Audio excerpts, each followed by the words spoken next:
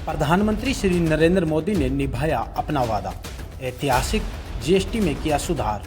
फतेहाबाद भाजपा जिला कार्यालय में हुई प्रेस वार्ता। नमस्कार, मैं पवन सिंह, पूर्व जिला मीडिया प्रभारी भाजपा फतेहाबाद। आज भाजपा जिला कार्यालय उदय कमल में भाजपा जिला अध्यक्ष एडवोकेट परवीन जोड़ा ने प्रेस वार्ता को संबोधित किया। उन्होंने बताया कि माननीय प्रधानमंत्री श्री नरेंद्र मोदी ने 15 अगस्त 2025 को लाल किले से 11वें स्वतंत्रता दिवस संबोधन में जीएसटी में ऐतिहासिक सुधार की घोषणा कर देशवासियों से किया गया वादा पूरा किया है। केवल 20 दिनों के भीतर सरकार ने जरूरी वस्तुओं और सेवाओं पर करों का बोझ कम करके जनता को बड़ी राहत दी है। जिलाध्यक्ष एडवोकेट परवीन जोड़ा ने कहा कि जीएसटी को सरल, पारदर्शी और जनहितैषी बनाने के लिए यह ऐतिहासिक कदम उठाया गया है। इससे छोटे व्यवसायियों और सामान्य व्यापारियों को राहत मिलेगी तथा गरीब और मध्य वर्गीय परिवारों की जिंदगी आसान होगी। सुधारों का उद्देश्य केवल राजस्व संग्रह नहीं बल्कि नागरिकों के जीवन स्तर में सुधार करना है। इन वस्तुओं का दैनिक जीवन में सीधा संबंध है, जैसे दूध, घी, पनीर, बिस्कुट, साबुन, टूथपेस्ट, नमकीन, शिक्षा, स्वास्थ्य सेवाएं आदि पर कर घटाकर आम उपभोक्ताओं को बड़ी राहत दी है। 22 सितंबर से लागू होने वाले इन बदलावों से एक और रोजगार और जरूरी वस्तुओं के दाम में कमी आएगी, वहीं दूसरी ओर अर्थव्यवस्था को मजबूती मिलेगी। जिलाध्यक्ष ने कहा कि विपक्षी दल केवल जीएसटी का विरोध करके जनता को गुमराह कर रहे हैं, जबकि मोदी सरकार ने व्यवहारिक सुधारों में यह साबित किया है कि जीएसटी व्यवस्था देश की अर्थव्यवस्था और आम नागरिक दोनों के लिए लाभकारी है। अंत में उन्होंने कहा कि भाजपा सरकार का लक्ष्य गरीब से गरीब व्यक्ति तक विकास का लाभ पहुंचाना है और प्रधानमंत्री जी के नेतृत्व में आज पूरा देश आत्मविश्वास और तेज गति से आगे बढ़ रहा है। नमस्कार।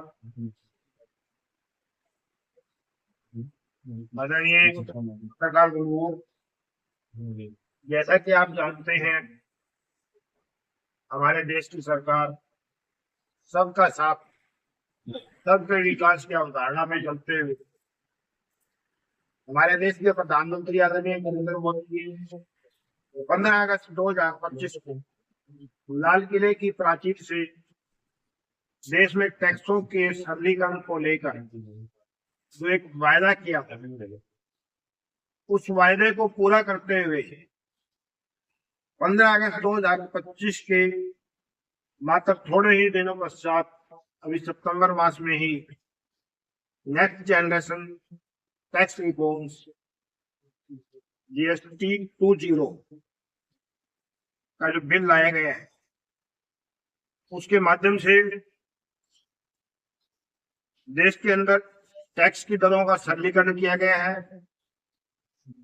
जो चीजों में पहले टैक्स 18% लगता था, उन पे अब 5% कर दिया गया है और जिन पर पहले 28% टैक्स लगता था, उन पे 18% टैक्स कर दिया है। इन टैक्सों के सरलीकरण से जीएसटी 2.0 के सुधार से भारत के आर्थिक विकास और सुशासन में ये एक ऐतिहासिक कदम है।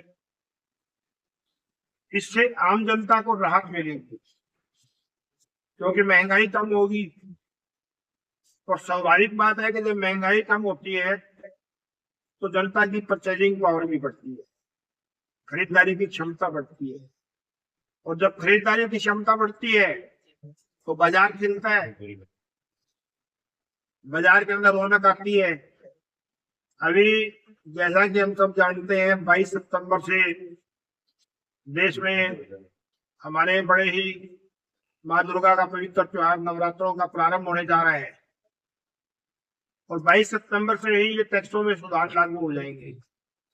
यानी कि नवरात्रों के त्योहार के साथ ही जिस प्रकार से हमारे देश में हम जानते हैं, नवरात्रों के पश्चात दशहरे का त्योहार आता है, दशहरे के बाद धनतेरस आती है, धनतेरस के बाद दिवाली आती है, त्योहारों का एक सिलसिला शुरू हो जाते हैं।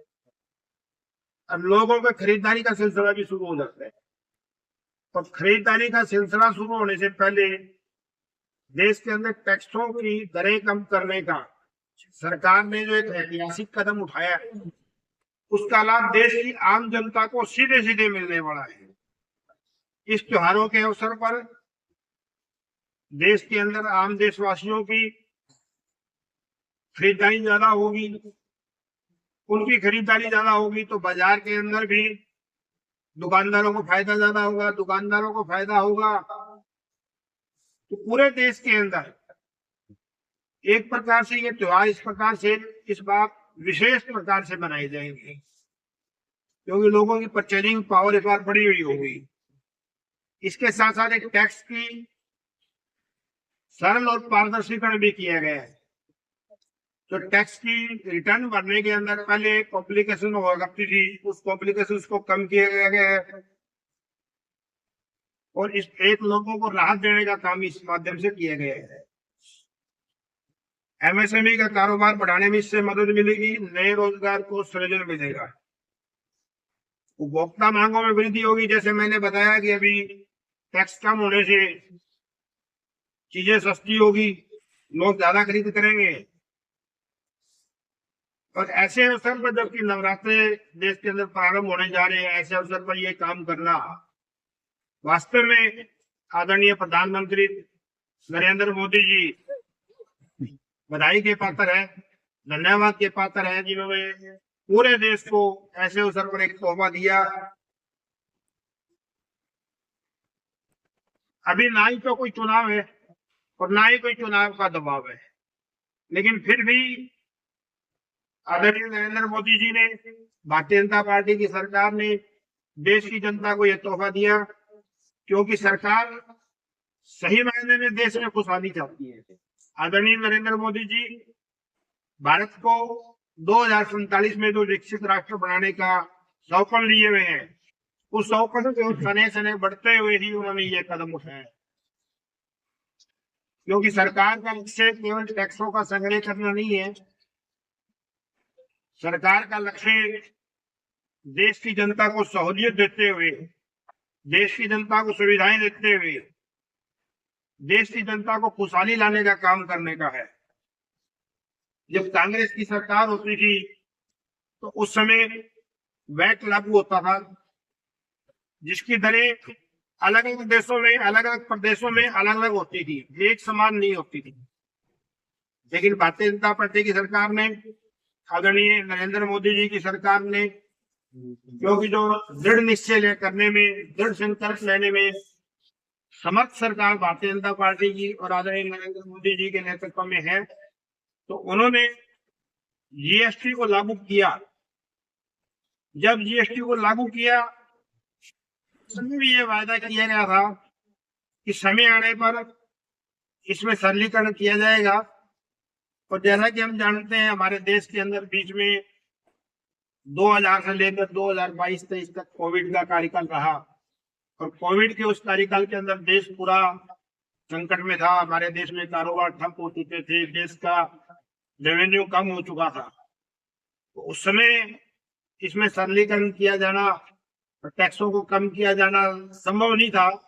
लेकिन अब जैसे ही ये समय आया तो सरकार ने इन टैक्सों को कम करने का काम किया है, जिससे देश में आम जनता को लाभ मिलेगा।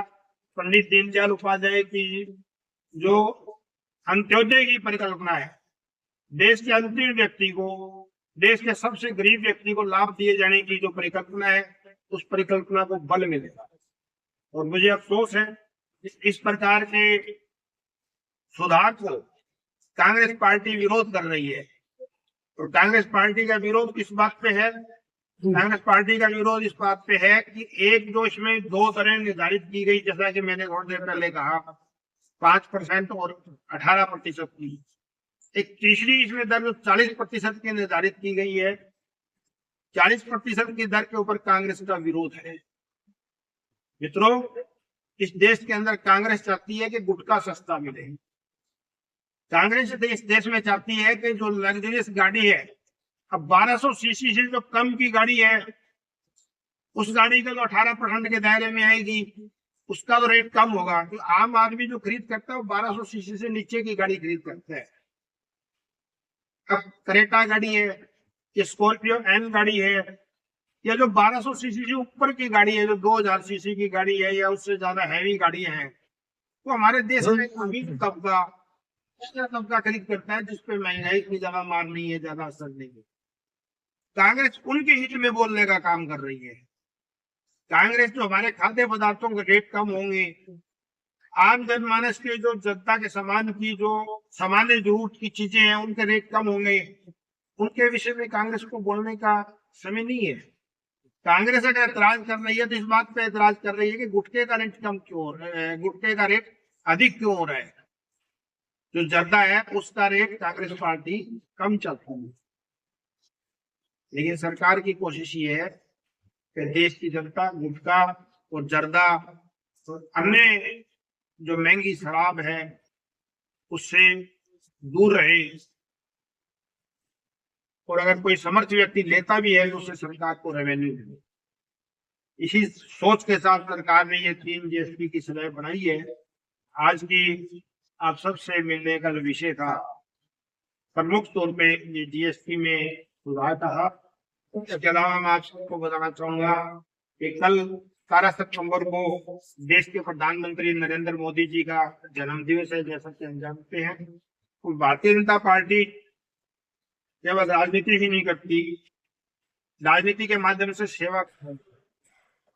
तो 17 सितंबर से लेके पूर्व प्रधानमंत्री आदरणीय लाल बहादुर शास्त्री जी के जन्म दिवस और महात्मा गांधी जी के जन्म दिवस 2 अक्टूबर तक के जन्म दिवस का बीच के जो 15 दिन हो गए, जिसको भारतीय जनता पार्टी के कार्यकर्ता सेवा पखवाड़ा के रूप में मना रहे हैं।